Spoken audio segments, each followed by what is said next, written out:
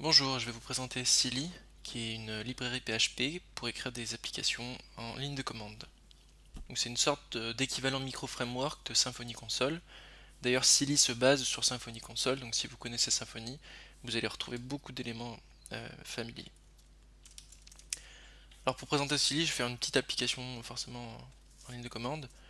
J'ai créé un fichier app.php, j'ai installé Silly avec Composer, et là mon application ne fait pas grand chose.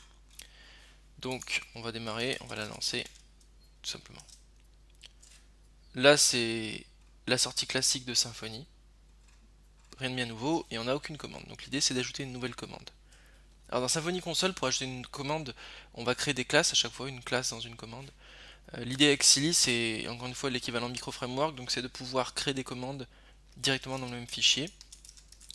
On n'est bien sûr pas obligé à faire ça, hein, mais c'est un des helpers. Et on crée une commande avec la méthode commande, qui attend deux paramètres, donc obligatoire en tout cas, une expression et puis un callable qui va exécuter, donc faire le code de la commande. Donc l'expression c'est une simple chaîne de caractères, et pour commencer simple, on va juste mettre le nom de la commande, et en deuxième paramètre, on va mettre une fonction anonyme. On va rien faire pour le moment, mais on va lancer notre console. Donc on voit dans la sortie qu'il y a une nouvelle commande qui est apparue, la commande hello, et on peut l'appeler. Donc pour le moment elle ne fait rien, bien sûr, mais on va ajouter un peu de comportement. Alors, on va essayer d'afficher sur la sortie standard. L'idée c'est d'injecter l'output de Symfony. Et pour ça, Silly en fait utilise l'auto-wiring. Donc on a simplement à ajouter le paramètre dans la fonction anonyme et Silly va tout de suite comprendre ce qu'il faut injecter.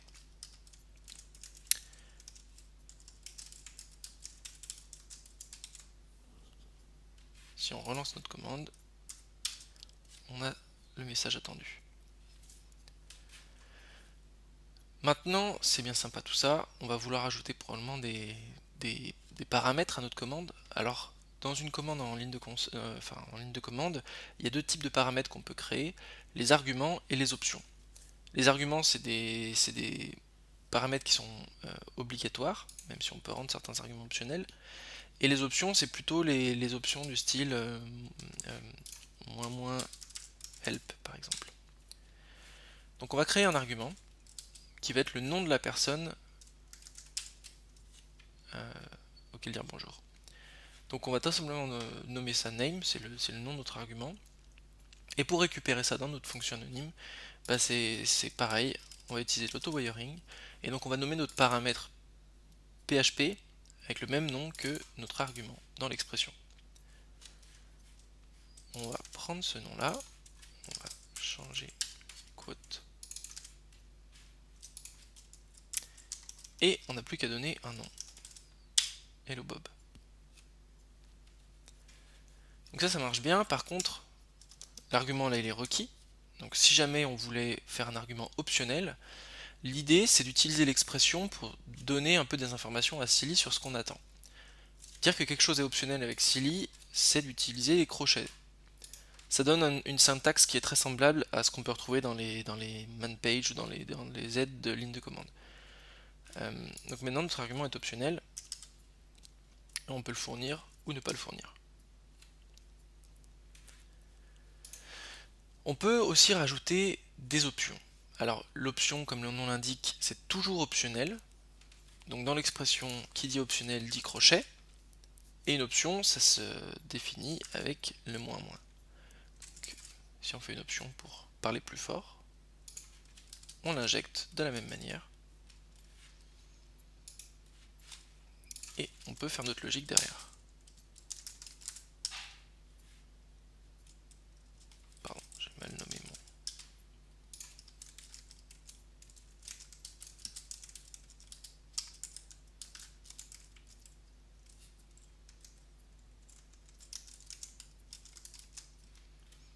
Voilà. Donc l'option est optionnelle, on n'est pas obligé de la fournir, mais si on la fournit,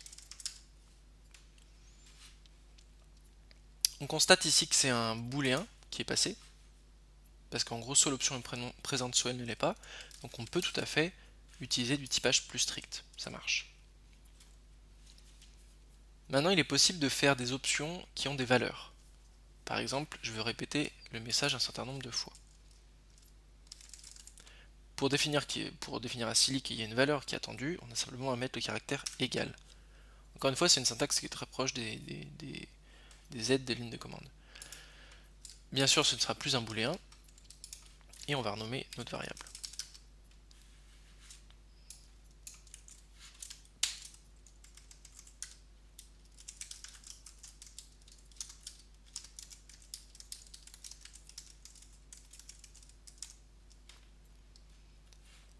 Et là, l'option sera attendue avec une valeur. On va répéter par exemple 3 fois le message. Alors l'option, c'est optionnel, il faut toujours prendre ce cas en compte. C'est pour ça que ça peut être utile de définir une valeur par défaut. Alors, on peut utiliser le helper default, qui permet de définir des valeurs par défaut pour les arguments, les options, par exemple ici. Par défaut, on répétera 3 fois. Mais je préfère personnellement utiliser les valeurs par défaut de PHP, qui sont beaucoup plus simples à comprendre. Voilà. Silly supporte du coup les valeurs par défaut des arguments. Voilà, c'est à peu près tout. On a fait le tour des fonctionnalités de base de Silly. Il y a d'autres fonctionnalités, bien sûr, on peut aller beaucoup plus loin. On peut rendre des arguments répétables, des options répétables. Donc on va pouvoir manipuler des tableaux de données. On peut définir une commande par défaut à exécuter, ce qui est souvent utile quand on écrit un script. On peut créer autant de commandes qu'on veut et on peut aller beaucoup plus loin dans l'injection de dépendances avec des conteneurs par exemple et d'autres choses comme ça.